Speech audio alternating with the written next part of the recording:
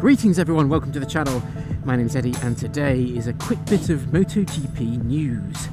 We've just had the Red Bull Ring, the Spielberg MotoGP weekend with some fantastic races with Moto2, 3, MotoGP, and even the Moto E race was really cool to watch as well. 5 laps of electric bike fun. It was really good to watch.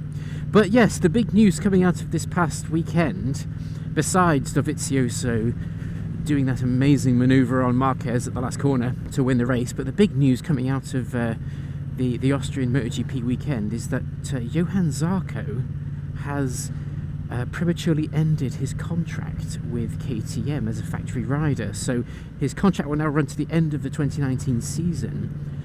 He was scheduled to have a 2-year contract to the end of 2020, but yes, coming out of this weekend, apparently Johann said in a personal statement through social media that he was the one that actually instigated the termination of the contract, or the ending of the agreement to fall at the end of this season. But yeah, as we all know really, Zarco's had a very troublesome season with KTM, and he's really struggled to get any kind of performance out of that bike, whereas Paulo Spargaro and even the Tech 3 KTM support team with Miguel Oliveira, who's been producing some great results, they've managed to consistently fight for top 10 places, whereas Zarco unfortunately has been languishing near the bottom. Now we all know that Johann had a fantastic inaugural few seasons with Tech 3 Yamaha, and that's where he really made his name for himself as a potential regular podium finisher. And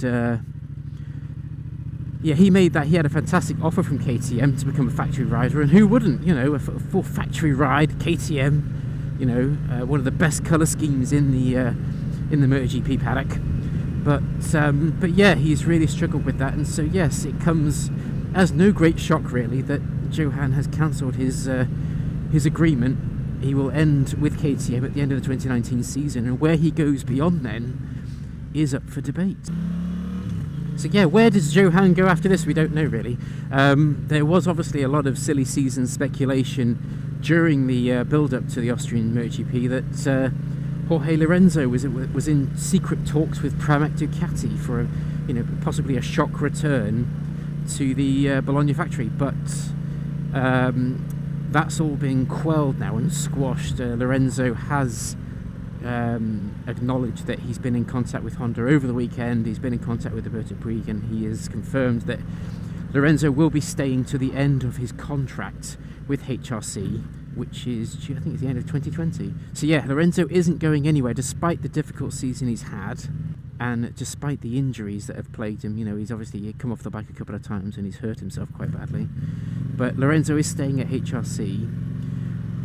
So that means Jack Miller, thankfully, can stay at Pramac, because he had a great weekend, with this big Lorenzo-esque cloud hanging over his head.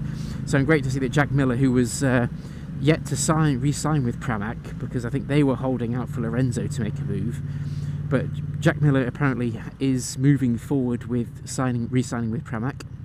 But yes, it does leave a big question mark over Johann Zarco and where he's going to go for the next season. I think that many teams on the grid would want to have Johann racing for them. He's a proven podium finisher, always fighting for the top spot, and he is a class act. So it's just a case really of who's going to step up really and offer him a seat.